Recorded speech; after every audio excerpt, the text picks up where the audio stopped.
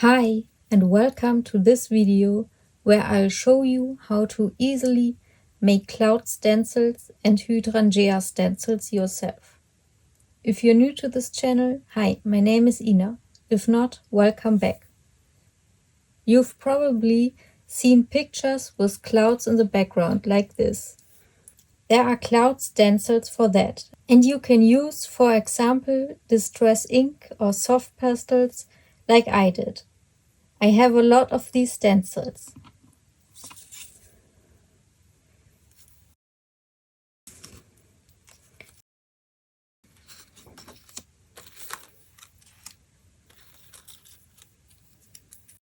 Here they are, with various shapes and sizes.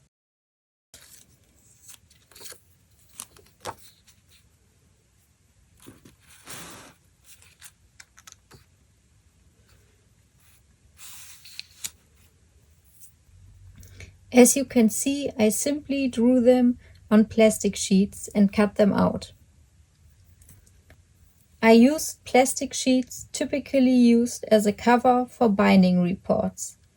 They are a bit solid, making them perfect for this.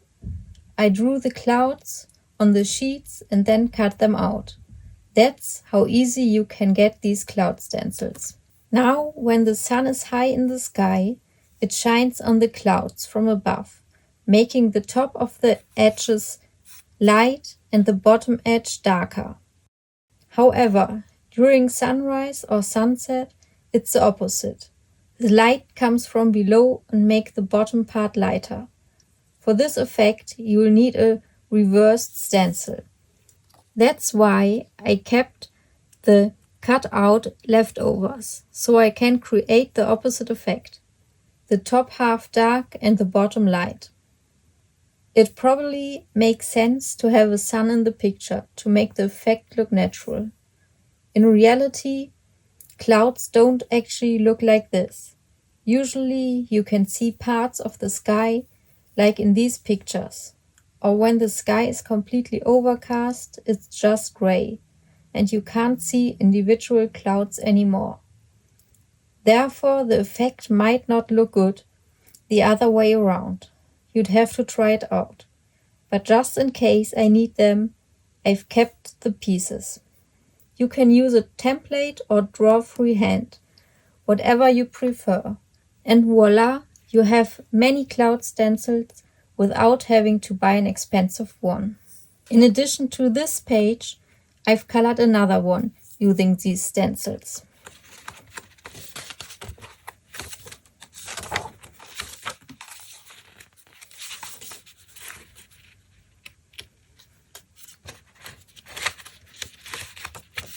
Oh, here is it. You can place the stencils next to each other. Here I shifted them a bit diagonally, made longer clouds here and shorter ones here. However you like. Hold them at the angle that looks good to you. And the more variety you have, the more realistic it looks.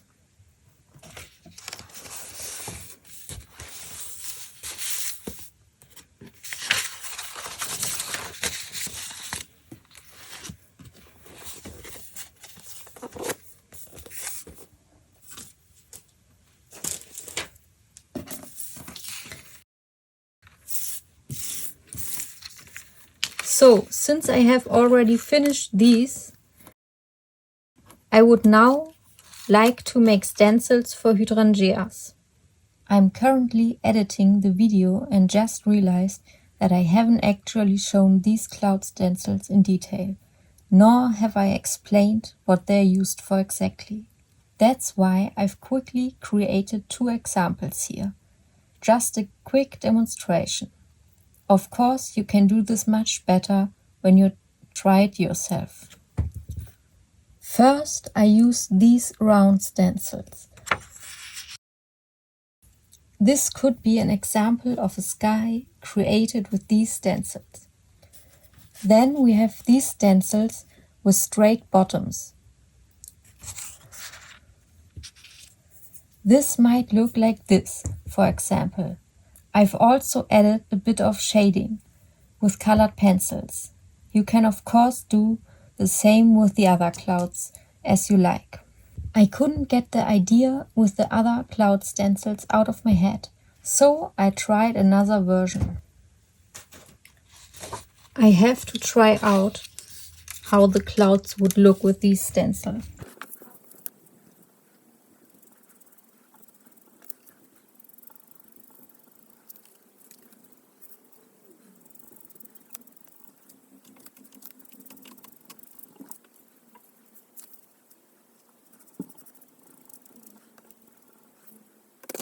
Yeah, if you have the right page for this, it could look very nice.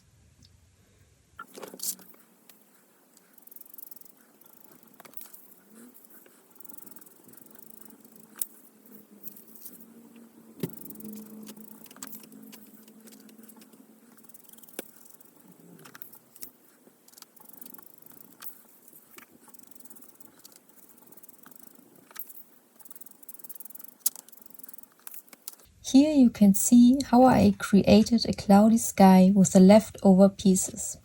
This type of cloud is suitable for certain views. As mentioned before, they are good for a sunset or sunrise scene, but then you should use warmer colors. But they can also represent a simple view of the clouds, like you see here. If you have a scene where you're looking out of an aeroplane, or a magical scene, maybe with angels, where you're above the clouds looking down, these stencils are perfect. And now moving on to the hydrangea stencils, which I'm going to create next.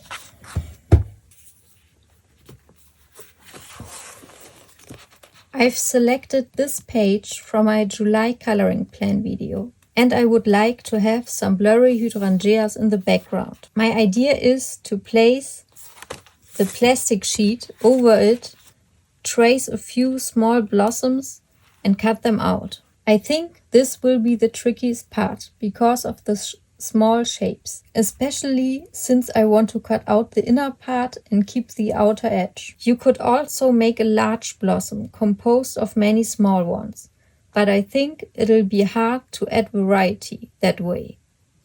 By making different small stencils, you can vary their placement, overlap and size, adding more diversity. So let's get started. I use an edding, and it's very important to wait long enough for it to dry completely, as the ink will smudge otherwise. I draw a few probably near the edge to make cutting easier. Cutting directly in the middle would be tough. I likely create an opening to the edge, but you can hold it in place when using it or add a small piece of tape. Let's start.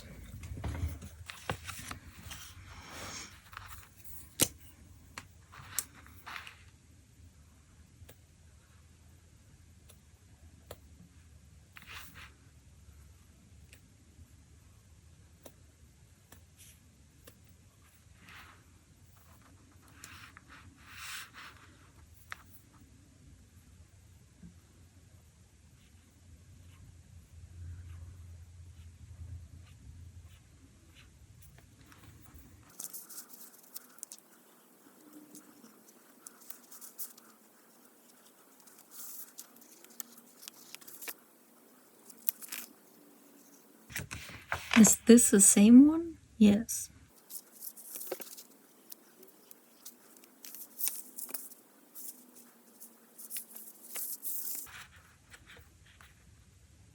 Also the same one. So I think I have enough now. I've only used images from the page I'm working on, because the blossoms on the other sides are shaped differently, and I want to match this page. Okay, let it dry.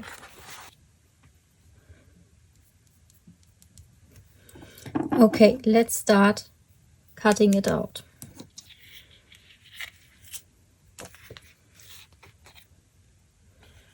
I'll start with a big one.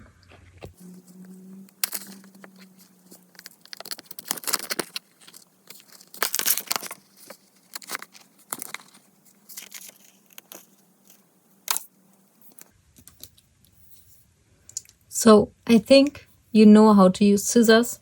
I quickly make it on my own. Now that I have cut them out, let's test them on a sheet of paper.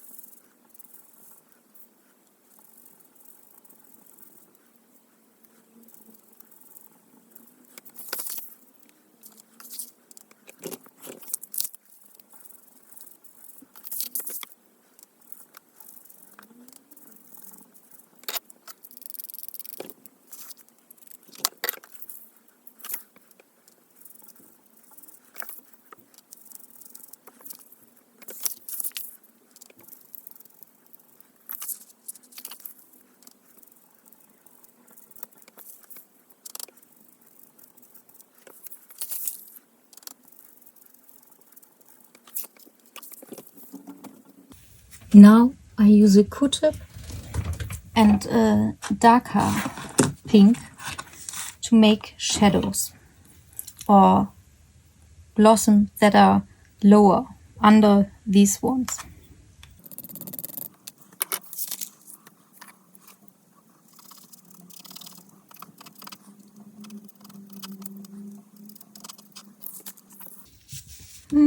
Not sure if this is a good idea.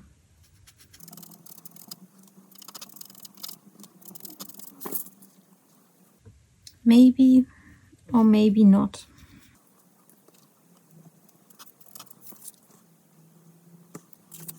Maybe I should use another tool, but I haven't anything here that works better.